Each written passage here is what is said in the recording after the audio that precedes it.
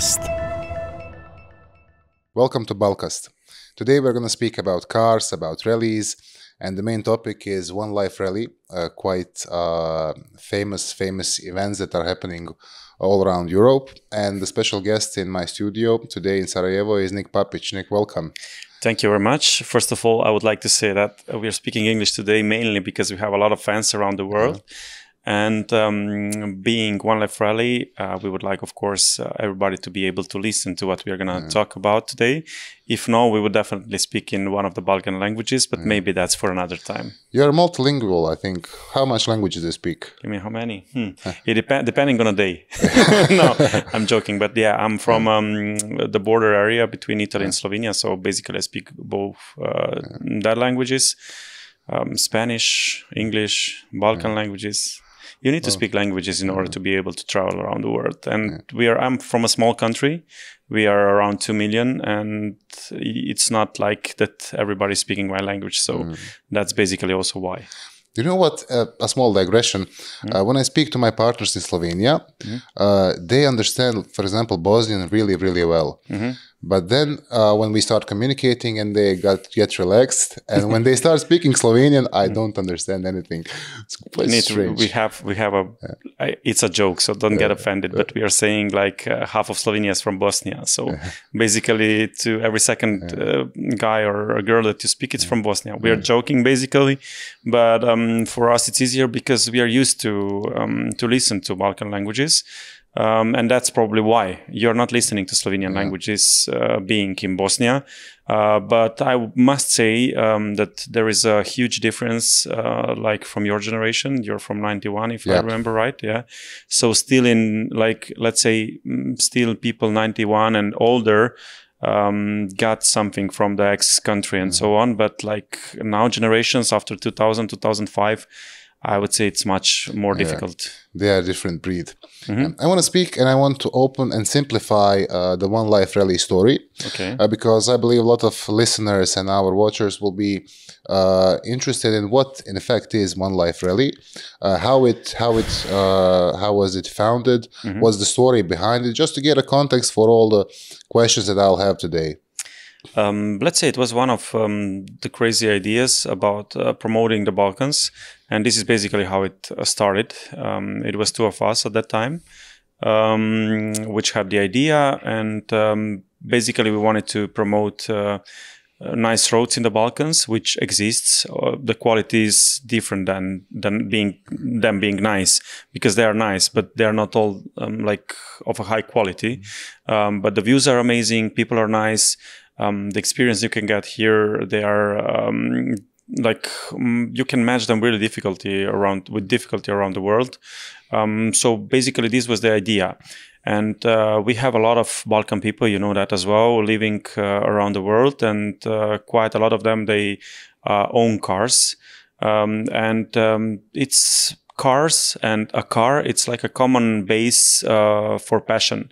And passion is something that unites people, because no matter where you're from, no matter what religion you are, passion is something that it's common, and it has no background, no nothing. Car, it's a car, and if it brings you nice feeling, if it brings you chill, it's something that we can offer to anybody. And I think this was the mixture that with what we started. And I think also this mixture made OneLife Rally what it is today, and made us grow also very fast, of course, with a lot of work, and with organization which is always on a high level. Because of course you can sell an idea, but if you don't deliver, sooner or later this idea will worn out. But if you deliver like with quality, and you work for people, you work for the clients, which we like to call them a family, I think on a long term you have a really nice product. And I'm always saying, like, if I was not organizing the rally, I would like to be the client. Because it's nice. It's really nice. You wake up in a nice city with 200 other people which are sharing the same passion with you. You come out of the hotel, there is like 100 cars parked. They are all nice cars like Ferraris, Lamborghinis, Bugattis, and so on. And when everybody turns on the engine, the city trembles. And this is something that makes chill. Yeah. And it's just crazy. And like from 2017, when we started, we grew up to 100 cars in 2021. And the rest is history, I would say. And we are just trying now to make it better, bring better experiences, go on other continents, do countries that we didn't before, like create. I'm basically living what I like to do. And this is something that I put out and make it available for the family. They say that the biggest graveyards are those of the good ideas without a follow-up.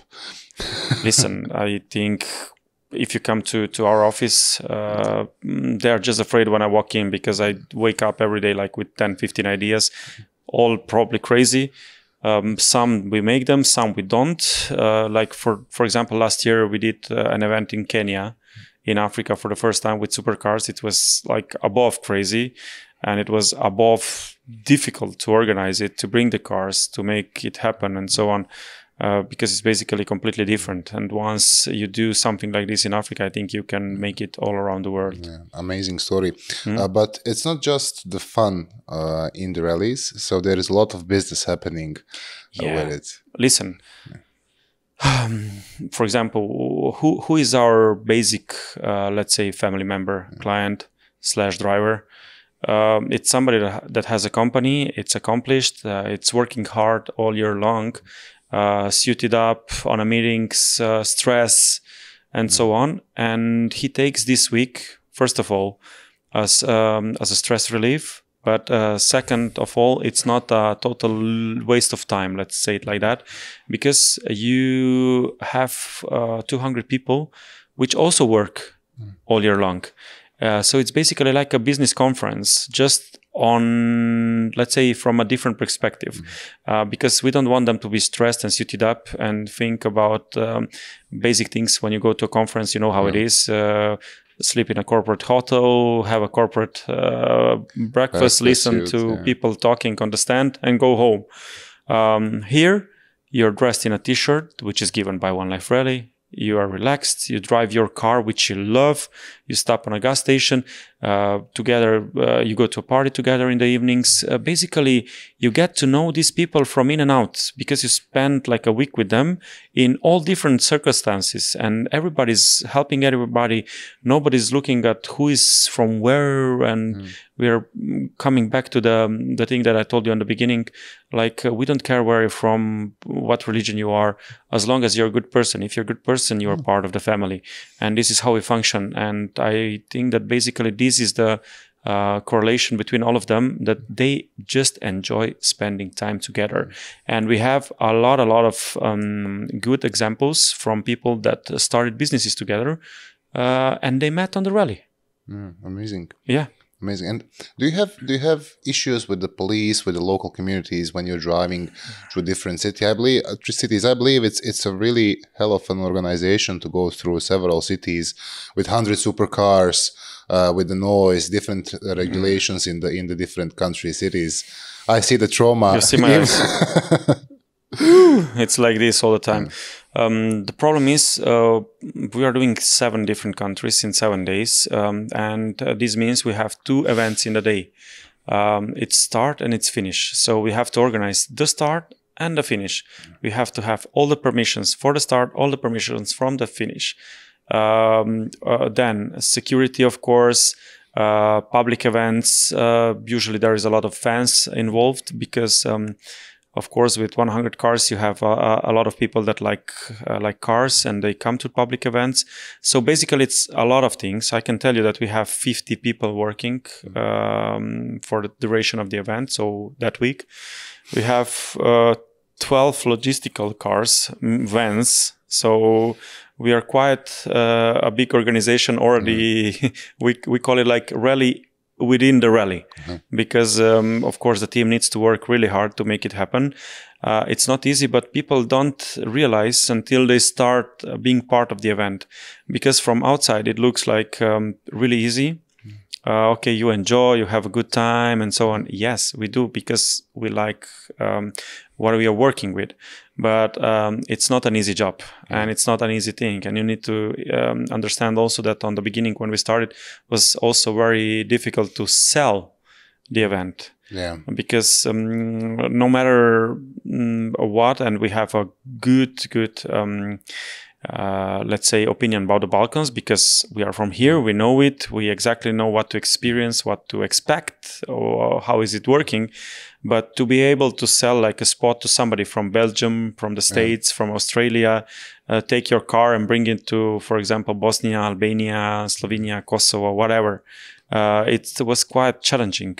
But of course, with time, and the time is passing, and if you're being constant, and if you deliver constantly, you build trust. And I think trust in this kind of events is the most important thing. Yeah, I remember when you guys were coming first time in Sarajevo, the number of kids jumping on cars. I mean, my first thought was, because I'm obviously a parent, I have a small kid, so my first thing was, somebody will die here. I mean, too many loud noises. Maybe there's somebody who is not following up around, looking what's happening. I mean, there are always so many dangers of those kids jumping on cars, taking pictures and stuff. So I believe all the drivers have to be aware of where they are, have to probably follow some rules that you have, because for 5 or 6 years for the time being that you are working on it, you didn't have incidents of that kind. And hopefully it's it will stay like this, the tradition. Listen, I always have a philosophy about it. If you put an idiot on a bicycle, he will make a problem. If you put a smart guy on a F-16 fighter, you can have rainbows. You know what I mean? It's just about perspective and about how you present it to the people. Obviously, before the start, we always have, let's say, driver's brief. We give out security, safety instructions, how to behave, what to do when we come to public locations and so on. Because it's easy to be a rich brick, but it's hard to be a normal, sympathetic, smiling guy with a Ferrari. Because obviously you're traveling with your stereotype, and especially in East Europe and in all these countries, there is a perspective about guys driving supercars, because we always correlate the image with testosterone. And not legal things and different situations. You know what I mean? We are all kids of transition of our countries. But I would like to change that image. Because having a car like that can be also opportunity for the city. It can be opportunity for people living around these guys. But of course, it's all about if these guys are smart, if they are behaving, if they are being... listen, you need to be a gentleman. You need to act with your heart. You know what I mean? Acting like just pretending to be one will not make you a gentleman. So guys should be guys, respect the kids, respect the people around them, drive nicely. Of course, the noise comes with the cars, because they are all V10, V12, open exhaust and so on. But this is part of the show. But it's different if it's loudly, or if they drive 120 when the kids are around. You know what I mean? So this is basically the perspective behind it. And hopefully, people will correlate supercars with nice guys, smile, having a nice experience, sharing the same passion, and not with the thoughts of, what will happen if it happens and so on. You know what I mean? Yeah. And when I was investigating with my team regarding some back stuff of the rally, I realized that there is a lot of charity behind it, and that you guys are really doing an amazing stuff for the kids specifically, and for all of those who are in needs. So I want to comment it. It's probably sometimes a bit hard to speak about charity, because we don't want to be a show-offs on it. But I really want to point out on how much you guys as a community are in fact helping. And even in Bosnia and Herzegovina, there's a lot of projects that you guys are doing, and you are not bragging about it. So you're not doing it for the purpose of the show. Listen, I come from a really modest family. a nice family. I love them and so on, but I'm not from a rich family. I come from the block, like apartment in Sarajevo, the same in Slovenia. So to me, it was, when we started this, I was really happy that I get the possibility to be able to help kids. But why? Because I cannot imagine how it is to be without a family. I cannot. I don't know how it is to be like live in a foster home without your real mom, your real father. You know what I mean? And I was always, let's say, trying to make something for these kids. Not money. It's not always the first thing, of course, because there is a lot of people, thankfully, giving donations and so on. But most of giving our time. So what we started to do is like a charity drive, which we do each December. And we go to different homes around the Balkans, and we spend a few hours with the kids. Some guys from my team get dressed in the Santa's helpers. We deliver presents and so on, just to give them the experience of the Christmas. Of course, that's not all that we are doing. But as you said, I don't like to brag with these things. But it's just it just makes me happy to be able to help in some occasions. Or, for example, with the kids that are sick with a cancer and so on. I really cannot imagine how difficult it is for the families and so on. And at the end, when I start thinking about it, I'm just grateful for what I have, that I'm healthy, that I have friends, that I'm doing what I love in my life. And I think this is, at the end, this is the most important. Of course, money is important from the point of view that you need it to survive, to have a good time. But it's not either one or not either the second, but the best way it's when you have, of course, the combination of both. Yeah, my opinion is always that the most selfish thing that you can do for yourself is giving your resources and giving your time to those who are in need. And I believe that, I don't know, I watched several of video clips on the internet where people are giving the experience of a supercar in the drive to somebody who will probably never ever have the opportunity to buy one, to experience it, or somebody who does not have a brother, sister, mother, father. And those tears and that joy is something that's really gives me bumps on my hand. Gives me chill now, just thinking about it. And what I like also about kids, they don't pretend. They are super direct and super sincere. And when you put them in the car and you see the joy, you see the smile, the laugh, you understand that there is nothing above it. It's just pure. And that's the beauty of it. And the work you're doing is unbelievable. And this year you have the big show, which will be from Ljubljana to Tirana, right? Or vice versa. Tirana to Ljubljana, from Albania to Slovenia. I'm doing the end in Ljubljana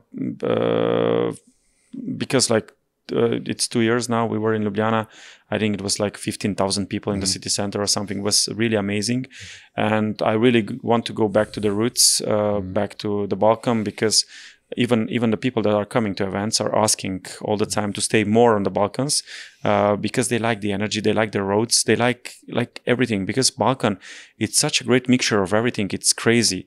And it's really difficult for them to understand. It's really difficult for them to try to explain to somebody that was not on the event, that was not here, because you know it also from your recent history in Bosnia as well, and other countries of the wars and so on. It's crazy how easy it is to make people fight between themselves, and it's crazy how difficult it is to make them work together. And what I'm really proud of, or what I really am striving for, it's for the Balkan people to understand that good people are good people. Bad people are bad people. Who cares if you're called David or Davud or whatever? It doesn't matter. It's always the same. You're from flesh and blood like everybody else. If you're behaving bad, you're bad. If you're nice, you're nice. And this is what I'm trying to achieve also in the Balkans. Because whatever you look for example, people from Balkans, like if you look at the sports, all the top sports of the world, Balkan people. Yeah. If you look organizations, international organizations, a lot of Balkan people. Like we have it all. We are just the biggest enemies of ourselves. because politically we are fighting all the time. Then you have the religion problems, then you have the national problems. It's crazy. And for example, how to explain Bosnia to somebody from the States? You know what I mean? It is difficult. It is. Yeah. It's even difficult to explain it to the Bosnians. I know. But I think me being from Slovenia, probably Slovenia is probably the only country from the Balkans that it's able to work with everybody normally, because we have no leverage with nobody. Yeah. We didn't start any war. We were not included in any major war. We didn't do any bad. So to me, I can speak the same to everybody. I don't care. I just want to make people happy. I want people to work along, and I would like the Balkan to be the new cool, to be something like why. For example, also what was one of my basic ideas when we started. You can take a Ferrari and go to Monaco. It's easy. Yeah. You know what I mean? Or Ibiza or whatever. But Balkan is great. You have the Adriatic coast, which is amazing. You have Montenegro and Albania, which are growing crazily. And it's something new. It's something nice. It gives you different perspective of the world as well. And I think everybody should invest all the time, energy and time into growing. And if you always go to the same points and do whatever everybody is doing, you will just become everybody. But with this kind of perspective, you can maybe change just a small part of the world. And if you succeed, I think you lived your life successfully. Definitely. You have an amazing point of view regarding it, and it's usually, in my perspective, it's the business and the capital itself that's uniting people, because money doesn't understand the concept of nationalities, the concept of white or black skin, the concept of religion. And in my business days that I'm living, I see that there is no obstacle when the money is in, when the business opportunities are. So I'm always focusing and telling people to focus on the business, because when you have the good economy, then everything is easier, and the political situation will be better once we develop our economy and move to the business opportunities more rather than those traditional topics. And I want to ask you, are we expecting some big names on the upcoming event? I just want to reply on what you said before. Sometimes I'm joking, let's say, around it, but I see sometimes countries from the West Europe as using Balkan as a small colony, because we have a lot of smart people which were studying here, which became something, and then big companies, big corporations from the West, they offer them a lot of money, and these people leave. And this is not cool. It's not okay. But it's our own fault that it's like that. For example, why I can fly, for example, from Ljubljana to London for 20 euro, and I don't have a direct flight to Sarajevo. Yeah. And if I want to fly, it's 150 euro. Why? Yeah. You know what I mean? Why is there not a fast train between Ljubljana and Belgrade? Well, why is there not fast train between Belgrade and Sarajevo? So you need to build infrastructure. You need to give people the playground, and the projects will come. They will grow. You have a lot of bright projects as well in Bosnia. I know a few of them also, like you are part of a larger group that it's very successful. So you can do it.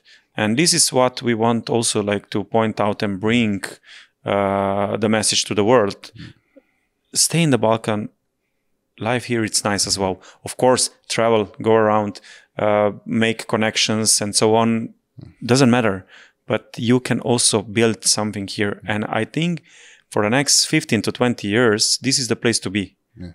Of course, if there will not be, I would use the word stupid political games that can. I'm a bit change. I'm a bit more radical than you in these theories, and I believe that it's national interest of European countries to have Balkans people moving out. Why? We are, for example, I'm looking at my generation and those people that I know. Parents were the one who were insisting to get the best education in the world. They went to the big loans. They overpaid those education. And the media and the situation made young people who have the potential to be very, very successful to go out. So what does, for example, one Austria or Germany gets? it gets European people from Bosnia who are very well educated, who speak several languages. What I told you before. Yeah.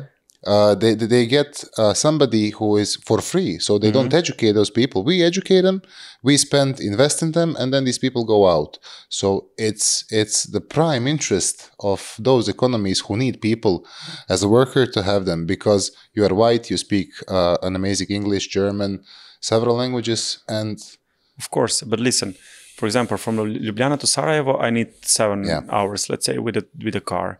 And it's roughly like 500 kilometers in the same amount of time. I'm almost in Paris. You know what I mean? Like the infrastructure is crazy bad. It's, of course, from an experience point of view, it's amazing. But if from you're a traveling, business, from a business point of view, it's bad. And that's why, like, also with the flights, with the trains, with everything. So as long as we don't make the deal to go forward on this basis, there will be issues, of course. And there are some other issues which I pointed out before, with the way of thinking, with who is who, etc., which should change. But okay, to finish this topic, because we can speak only about this for 3 hours, I'm sure. Yes, there are some big names coming from the Balkans and from around the world. I would just say follow, and you will see. But we are always trying to bring some influential people, of course, because like this, we bring the good word about Balkan countries and as well East Europe. I'm saying East Europe, like everything, like Poland, Slovakia, and so on, because we are basically all on the same train at the moment, also economically and so on, because I think there are a lot of opportunities in all these countries. Try to bring a good voice about this part of the world as well, because only, marketing is the key for everything. Because if I go back to 2017 when we started, everybody was saying like, who will pay to come to Sarajevo, to come to Pristina, to come to Belgrade and drive the Ferrari? Who? You know what I mean? Yeah. So it is possible. You just need to find a way on how to do it. And of course, again, to build the trust with people coming in the area. You're building the reputation every day. So, my previous guest, Una Betovic, is a PR expert, and she tells a fantastic sentence. So she tells, you build the reputation for years, and you destroy it with one move. So it's a quite hard world that you're living in, because the expectations are probably... Listen, I have a nice expression which I always use. I say it like this. Life, it's hard, but it can be beautiful. So it's up to you what you want to do, because the easiest way, it's not always the most beautiful one. It's a way, but it can be also harsh, etc., etc. But if it makes you feel good and you make something nice and beautiful, I think at the end it's worth it. So it just depends on your ideas and the point of view on your life, of course. I want to ask you something, because it just fell. It was not a preparation question in my head, but I see you as somebody who is really enjoying the life. So you're living it to your fullest. You're doing the stuff you like.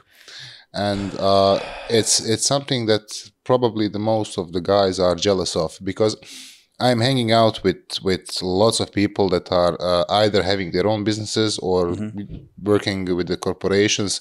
They are in fact living the career path that they wanted. They are super successful, everything, but somehow they don't live it for themselves. There is so much stress, so much drama. They don't find exactly what it should be, what should be provided, let's say, through that career. So what are the recipes? Listen, not everything is for everyone. Okay, so I maybe cannot be playing for Real Madrid or play in the best movie on the world, but I can make my life really nice. Like I told you before, it's not always easy. Like, for example, last year I had more than 250 flights. I don't sleep a lot and so on. But at the end, I'm happy because I am building something, and I'm the guy that cannot sit in the office from 7 to 3 and go home. because I have too many ideas on my head and I just like to do them. Of course, maybe it would be easier like to not do all the ideas that come to my head. And it would even bring me more money probably, because sometimes I spend some money for really like stupid things, but they're not stupid because I like them and I like to live life. And I think people should live life, but of course, with respect to friends, to other people and so on.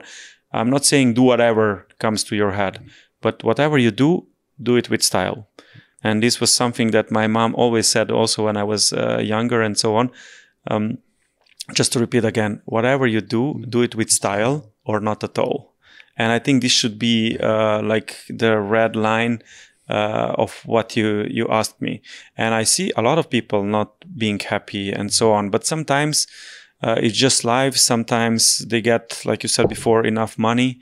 And money make them stay on the same place and not invest into growing, because they are afraid, of course, of losing their financial stability and so on. Like I told you, life is not easy. But at the end, when you look back, I would rather live my life and make mistakes than be 70 years old and didn't experience anything and just didn't do what I wanted to do. Because when I was listening, especially also my grandmother before she died in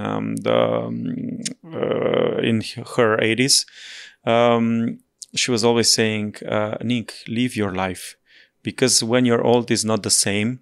And I saw a lot of her friends as well living with regrets. And I think regrets are something that are the most difficult also for you, because you can never rewind the time. Yeah. But you can get your ass from the couch and start working. Because also, like I told before, I'm from a modest family, from an apartment. And a lot of time I get questions like how. And plenty of times I repeat my answer like, if I'm sitting home at the couch, nothing can change. I can only die if the earthquake comes and my house crashes on me, or the light like this one falls on my head, and so on. And I think this is the main difference, if you live your life or not. I was on a prayer. We have Friday prayers when the imam speaks about some actual stuff and some theoristic stuff, and I heard an amazing prayer. So, and it was so good that it went just in one sentence. And he says, "Dear God, please make my heart secure in the times when I'm insecure." And probably it's in the times of fear, maybe. Yeah. So make me certain, secure in my heart when the fear comes in. And I believe that's probably the biggest issue that people have, is the fear that if we go into something, we will lose the stability, we will lose our routine life, because it really should, the myth about just going into something should be destroyed, because, every month you have the rent or the loan, you have the kindergartens, you have every time the first in the month ticks away, you have a couple of grand of the costs. So that's something that we need to discuss, and not to put into myth, like go into everything and everything is going to be okay. There's a fine line. What should you should be clever. You know how they say it sometimes. Change, it's unknown. Something that even if it's bad, you know it and you can expect it. With change, it might be worse or better. But if you're afraid of, you will never know. So people just like to be in their comfort zone because they know how to behave, they know how to act there, and that's it. But so coming back, just so you know, I come from, we are not religious at my home. I respect all religious. I have friends from all religion and so on. I just live by my own guidelines, let's put it that way. Yeah, and it's a good way to live, and I trust that it's usually our stomach that tells us what's good, what's wrong, and I tend to behave with my stomach. For example, when Nermin had an idea to make a podcast, a business show, And to be quite honest, I was not a camera guy. I don't like to be on cameras because you didn't like it. Yeah. Now you like it. Yeah, I got used to cameras. So, but my stomach told me, let's go into it and see what will happen. And I think the decision was within 5 minutes. Let's start and whatever. At least somebody will be laughing at us in the worst case. So I tend to do my decisions out of my stomach, and it never tricked me in my life. Whenever I was against my stomach. Listen, add something. I always say, one life. Yeah, that's rally. Yeah. Next year, you are bringing rally back to my home city, Sarajevo. So you're from Sarajevo? Actually, I was born in Zenica. My father and mother were working there, but I spent my whole life in Sarajevo. So yeah, I'm not considered as you know how it's like in the big Balkan city. Your 3 or 4 generations have to be from the certain city so that you. But I spent my whole life in Sarajevo, and I love it to the bottom of my heart. Would never move out of it. And for the second time being next year, OneLife Rally is coming to Sarajevo. Can we expect something special for Sarajevo? Of course. Yeah. I cannot wait. That's why it was actually so big demand from the fans to come to the city that we... let's say we exposed the only Sarajevo from next year. We didn't say what the route is gonna be, where the start is gonna be, where the finish is gonna be.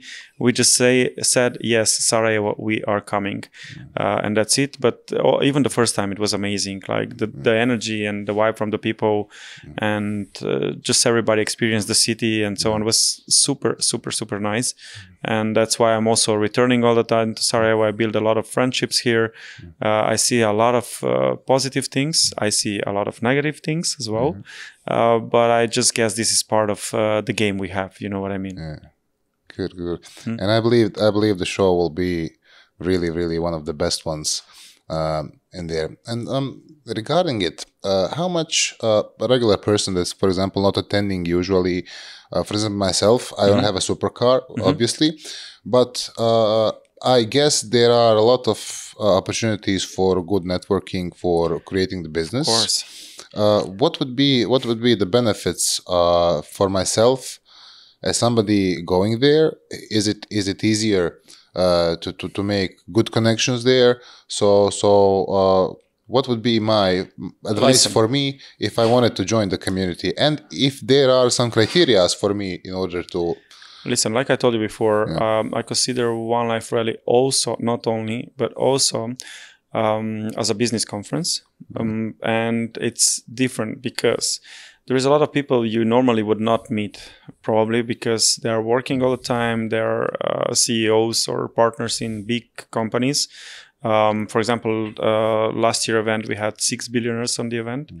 But you don't know who they are because they're dressed in a t-shirt, I told you, and so on. So you're basically investing into your own growth as well, because your network is getting bigger. You get a lot of new ideas. You have a lot of new connections. Basically, you can get also access to capital for the ideas that you have, or maybe to make your company grow more. And the most important is that you spend with these people 1 week. It's not one evening or a conference for 6 hours or something, but you drive together, you eat together, you party together, you do everything together for a week. And it's a long enough time that you get a quite, let's say, a feeling about how the person is. So you share an experience together.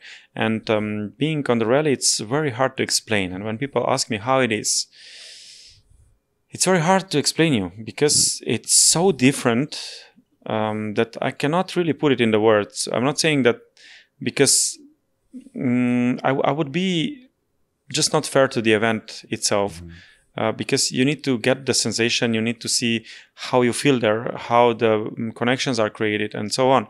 And then, for example, it's also like, for example, you would have a project now. We have a group of 400 drivers. And you write in, for example, guys, I have this idea. It's maybe somebody interested, or somebody knows somebody, or I need to buy something there, or I need a connection there, and so on. It's becoming like a family. like a club. For example, you go to London, there is 10 guys from London. They will get you the contacts, arrange you dinner, arrange you that. You feel like you belong, and it's easier. So basically, this is what you get out of it as well. Apart from having an amazing week of driving with your pure love, which a car is, you know what I mean? Having culinary experience because you're driving through Balkans with amazing food. You meet a lot of fans, you get the vibes, you get the energy, you enjoy it. And then this is the second part. You didn't just, let's say, a lot of businessmen have a problem going on holidays because they don't like to waste time. Yeah. So here, basically, you don't feel like you're wasting time because you're getting 200 new connections, contacts, which could be leads for your company. Yeah. So I would say it's a mixture of everything. And from a like I told you before, if I was not the one doing it, I would definitely like to go. Because from my point of view, it's also an investment. Because I also go to the locations that I would not normally know. A lot of clients I have, they're telling me, listen, I would never take my Ferrari and drive through Zenica, for example, to go to Sarajevo. You know what I mean? Why? But because we are not able, like nations, to make our locations appealing for them. Definitely. Because it's traditional to go to the locations like I told you before, but not to come to Balkans or East Europe. And this needs to change. And when this will change, then we made something nice. We should be putting you as the first ambassador of the Balkans next year. For sure. I'm doing this work. Yeah. I have a lot of comments all the time. But the salary is small on the ambassadors. Listen, I always say, being surrounded with a lot of successful people, money is the least of the problem. Why? Because if I have an idea and if I build a trust with them, money will come. Because people trust and because people see the potential of the idea. The problem is, if you have the money and you don't have people to who you can trust, then you're left out. You know what I mean? Yeah. So it's better to be like that. Believe me. Yeah, but what I understand from what you're telling me is that, okay, the rally itself, it's like a crown. It's like the final part of the cake. What's happening, the real stuff is happening between the two rallies, because I see it as support groups and groups where people go to each other and develop the idea. So it's 365 days a year business. And let's say the rally itself is just the crown on all of it, and something that spreads even more the groups. I told you it became like a platform, a platform of connections, a platform of people that share similar philosophy about life. Of course, we have differences between each other, national differences, religion differences, like all the differences that I was talking before. But I say, when we are smart people together, everything is possible. When one is stupid, we have a problem. When two are stupid, we have a really big problem. So basically, we try to avoid that. And yes, it's all year long, let's say, work, also because of all the organization that needs to be done in behind, but as well because, of course, we would like the people, the family that are coming to the event, to have a possibility to make new businesses. And this is also one of the points why I'm traveling so much, because I try to meet as many people as I can during the year, because I want to understand who they are, what they are doing, what is their background, and so on. Because then for me, it's easier also to match people between themselves. Because, for example, if I know that you like tennis or golf and you like warm weather and you have, for example, production of, you have vineyards, for example, and make wine, I know that I can send you to a guy, for example, in, let's say, France, who also makes wine, likes golf. Maybe you two can do something together. You know, maybe he needs more wine for his label. Maybe you need more for your label. Maybe you can send his wine. Maybe he can send your wine. Maybe you can buy a vineyard in Romania together. I don't know. You know what I mean? Capo di tutti.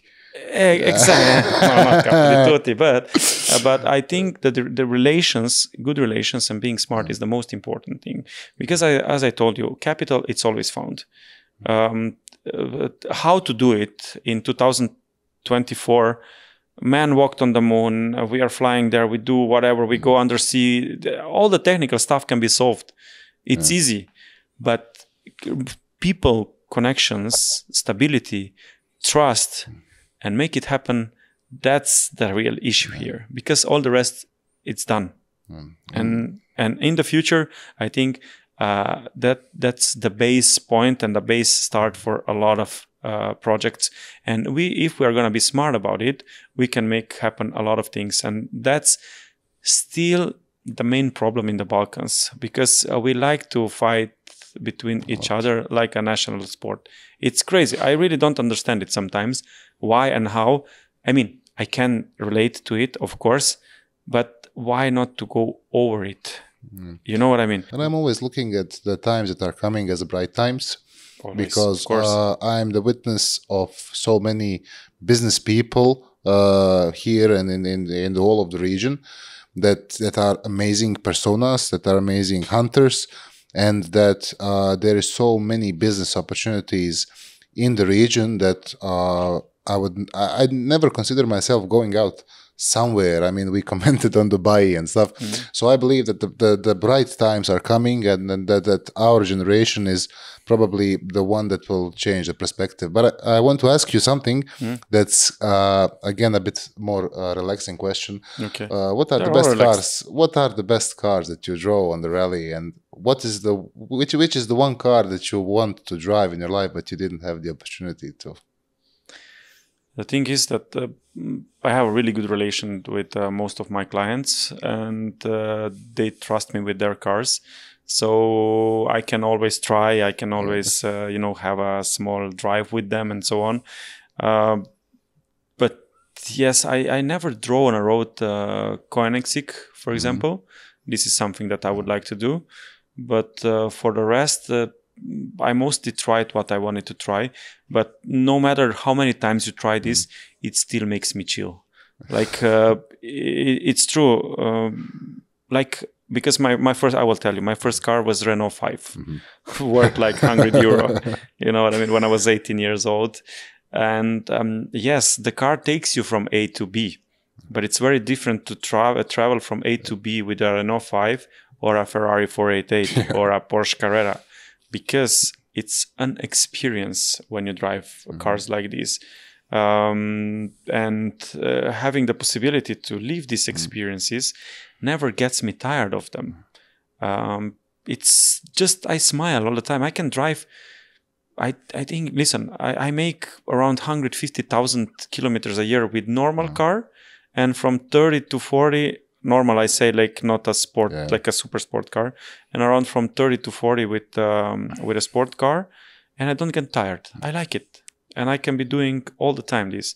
The only thing is, I'm like, when it's not highway and so on, I'm always a bit, on the stress if there will be some speed controls and so on, even though, of course, I try to drive by the rules. But like even with the normal cars in some areas, it's difficult to be exactly on the spot all the time. But I need to say that police is super nice, mostly in all the countries. If you respect them, they respect you back. Of course, like with all the other areas, you have good and bad ones normally, but basically the experiences are always nice. Because like I told you in the beginning, you don't have to be a rich prick. If you live your life and be nice, I say be a bad boy, but with style. You know what I mean? Don't be a pussy or something like that. I hopefully you understood what I tried to say. We have the saying in Bosnian language, mangup. But the real mangup is not the one who is making problems but the real mangup is Robin Hood. you know. So always try to be Robin Hood in the or Bruce Willis in Die Hard. You know what I mean? And final question, maybe it's we are at the end already. fun. Yeah, we already spent full hour of speaking. Everyday car. Which one is the best everyday car for your purposes? From somebody who is quite experienced in cars. I like Porsche Macan because it's not too big and drives really nice. I like GLC Cube from Mercedes because it's not too big and drives really nice. I think these are the two favorites. But if you want something steady and doesn't lose too much of a value, like we are talking premium cars, then G-Class probably. Because it's okay, it's still not too big, it drives nice, but it needs to be diesel, of course, if you don't want to like spend fortune on the gas as well. But if we go like to more normal cars, I draw everything because like I told before, my life, it's from Renault 5 to Ferraris and Lamborghinis and everything. And even growing up, I have a lot of cars which I liked. I like Fiat 500 Abarth, for example. It's a super nice car. Or a Mini S, like these kind of cars. And what about the famous triangle, BMW, Mercedes and Audi? I don't like BMW. Why? But listen, there are some good cars from them. Like I liked M6, I like M2.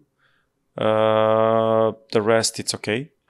But I think it's just affordable, fast cars. And then, of course, because it's affordable, also a lot of people that shouldn't be driving these cars buy them.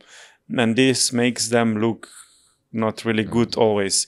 But this is, of course, just my personal... Doesn't mean that you are bad BMW or something.